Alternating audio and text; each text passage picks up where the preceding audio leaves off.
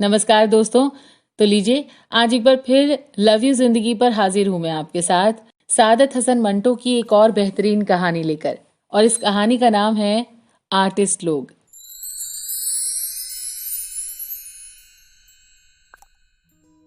जमीला को पहली बार महमूद ने बागे जिन्नाह में देखा। वो अपनी दो सहेलियों के साथ चहलकदमी कर रही थी। सब ने काले बुर्के पहने थे मगर नकाबें उल्टी हुई थी। महमूद सोचने लगा, ये किस किस्म का पर्दा है कि बुर्का ओढ़ा हुआ है मगर चेहरा नंगा है। आखिर इस पर्दे का मतलब क्या है? महमूद जमीला के हुस्न से बहुत मुतस्सिर हुआ। वो अपनी सहेलियों के साथ हंसती खेलती जा रही थी। महमूद उसके पीछे चलने लगा। उसको इस बात का कतअन होश नहीं था कि वो एक गैर अखलाकी हरकत का मुर्तकिब हो रहा है। उसने सैकड़ों मर्तबा जमीला को घूर घूर के देखा। इसके अलावा एक दो बार उसको अपनी आंखों से इशारे भी किए मगर जमीला ने उसे दरखूर एतना ना समझा और अपनी सहेलियों के साथ बढ़ती चली गई। उसकी सहेलियां भी काफी खूबसूरत थीं मगर महमूद ने उसमें एक ऐसी कशिश पाई जो लोहे के साथ मकनातीश की होती है। वो उसके साथ चिमट कर रह गया। एक जगह उसने जुर्रत से काम लेकर जमीला से कहा, हुजूर अपना निकाब तो संभालिए, हवा में उड़ रहा है। जमीला ने ये सुनकर शोर मचाना शुरू कर दिया। इस पर पुलिस के दो सिपाही जो उस वक्त बाग में ड्यूटी पर थे दौड़ते आए और जमीला से पूछा, बहन क्या बात है? जमीला ने महमूद की तरफ देखा जो सहमा खड़ा था और कहा, ये लड़का मुझसे छेड़खानी कर रहा था।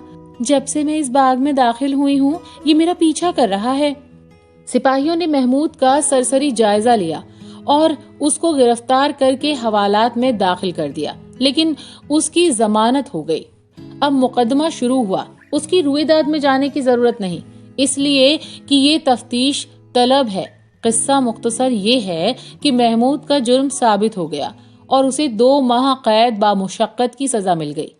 उसके वालिदैन नादार थे, इसलिए वो सेशन की अदालत में अपील न कर सके। महमूद सख्त परेशान था कि आखिर उसका कसूर क्या है।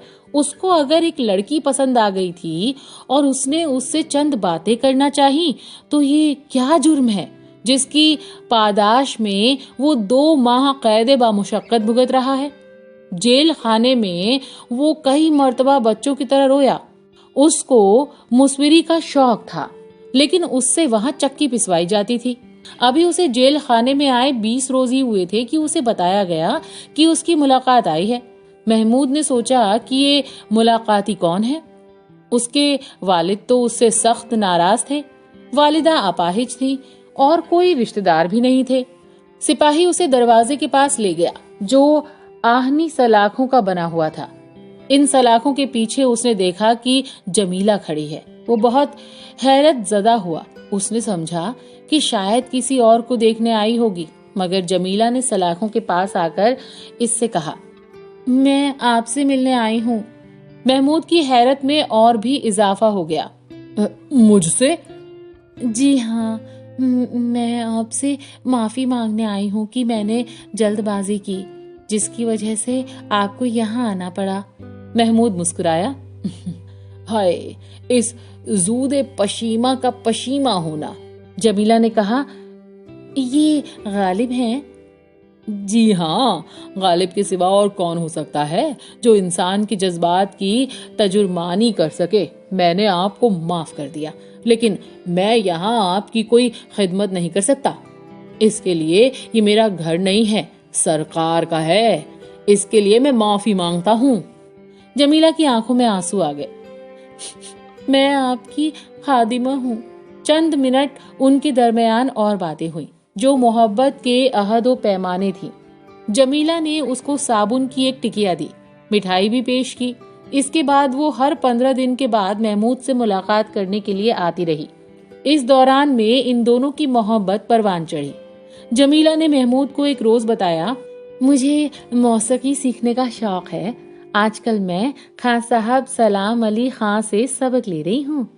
महमूद ने उससे कहा, मुझे मुसविरी का शौक है।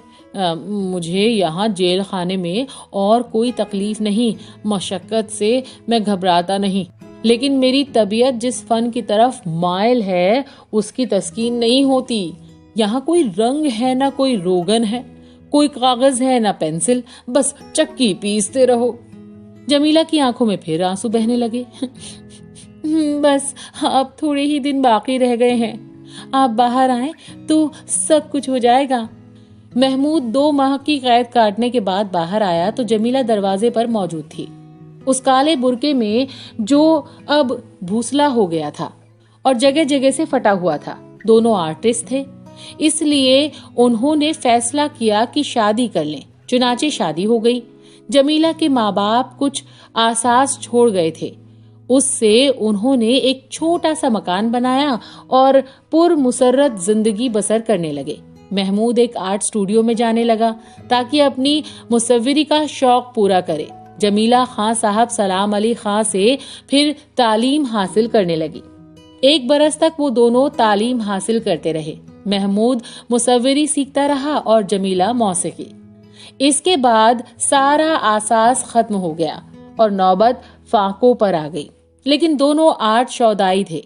वो समझते थे कि फाके करने वाले ही सही तौर पर अपने आर्ट की महराज तक पहुंचते हैं, इसीलिए वो अपनी इस मुफसिली के जमाने में भी खुश थे। एक दिन जमीला ने अपने शौहर को ये मुज़दा सुनाया कि उसे एक अमीर घराने में मौसीकी सिखाने की ट्यूशन मिल रही है। महमूद ने ये सुनकर उससे कहा, नहीं, ट्यूशन व्यूशन बकवास है, हम लोग आर्टिस्ट हैं। उसकी बीवी ने बड़े प्यार से कहा, लेकिन मेरी जान गुजारा कैसे होगा?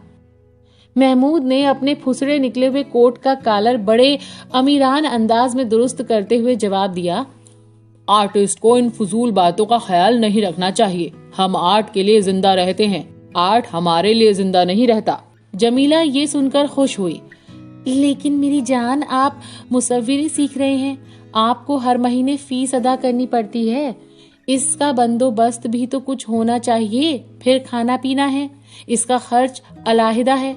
मैंने फिलहाल मौसीकी की तालीम लेनी छोड़ दी है, जब हालात मुवाफिक होंगे तो देखा जाएगा।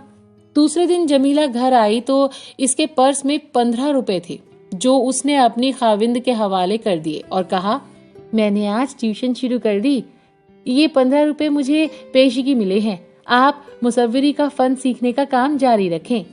महमूद के मर्दाना जज्बात को बड़ी ठेस लगी। मैं नहीं चाहता कि तुम मुलाजमत करो, मुलाजमत मुझे करना चाहिए। जमीला ने खास अंदाज में कहा, हाय, मैं आपकी गैर हूँ, मैंने अगर कहीं थोड़ी देर के लिए मुलाजमत कर ली तो इसमें हर्जी क्या है? बहुत अच्छे लोग हैं। जिस लड़की को मैं मौसीकी की तालीम देती हूँ बहुत प्यारी और ज़हीन है। ये सुनकर महमूद खामोश हो गया। उसने मजीद गुफ्तगू न की। दूसरे हफ्ते के बाद वो 25 रुपए लेकर आया और अपनी बीवी से कहा, मैंने आज अपनी एक तस्वीर बेची है, खरीदार ने उसे बहुत पसंद किया, लेकिन खसीस था, सिर्फ 25 रुपए दिए। अब उम्मीद है कि मेरी तस्वीरों के लिए मार्केट चल निकलेगी। जमीला मुस्कुराई, तो फिर काफी अमीर आदमी हो जाएंगे। महमूद ने उससे कहा, जब मेरी तस्वीरें बिकना शुरू हो जाएंगी तो मैं तुम्हें ट्यूशन नहीं करने दूंगा। जमीला ने अपने खाविंद की टाई की गिरह दुरुस्त की और बड़े प्यार से कहा, आप मेरे मालिक हैं, जो भी हुक्म देंगे मुझे तस्लीम होगा। दोनों बहुत खुश थे, इसलिए कि वो एक दूसरे से मोहब्बत करते थे। महमूद ने जमीला से कहा, अब तुम कुछ फिक्र न करो, मेरा काम चल निकला है। 4 तस्वीरें कल परसों तक बिक जाएंगी और अच्छे दाम वसूल हो जाएंगे। फिर तुम अपनी मौसीकी की तालीम जारी रख सकोगी। एक दिन जमीला जब शाम को घर आई तो इसके सर के बालों में धुनकी हुई रुई का गुबार इस तरह जमा था जैसे किसी अधेड़ उम्र आदमी की दाढ़ी में सफेद बाल। महमूद ने उससे इस्तिफसार किया, ये तुमने अपने बालों की क्या हालत बना रखी है? मौसीकी सीखने जाती हो या किसी जनक फैक्ट्री में काम करती हो? जमीला ने, जो महमूद की नई रजाई की पुरानी रुई को धुनक रही थी, मुस्कुराकर कहा, हम आर्टिस्ट लोग हैं, हमें किसी बात का होश भी नहीं रहता। महमूद ने हुक्के को मुंह में लेकर अपनी बीवी की तरफ देखा और कहा, होश वाकई नहीं रहता। जमीला ने महमूद के बालों में अपनी उंगलियों से कंघी करना शुरू की। ये धुनकी हुई रुई का गुबार आपके सर में कैसे आएगा? महमूद ने हुक्के का एक कश लगाया। जैसे कि तुम्हारे सर में मौजूद है। हम दोनों एक ही जनंग फैक्ट्री में काम करते हैं, सिर्फ आर्ट की खातिर। तो कहिए, ये कहानी आपको कैसी लगी? मुझे लगता है कि आपको ये कहानी जरूर पसंद आएगी और कहीं ना कहीं आपने भी हकीकत में ऐसा होते हुए देखा होगा, है ना? तो आपको ये कहानी कैसी लगी सादत हसन मंटो की, आप हमें कमेंट करके जरूर बताइएगा। आपने अभी सुना लव यू जिंदगी पर कहानी आर्टिस्ट लोग। अगर आपको ये कहानी पसंद आई हो तो आप इसे लाइक जरूर करिएगा और शेयर जरूर करिएगा।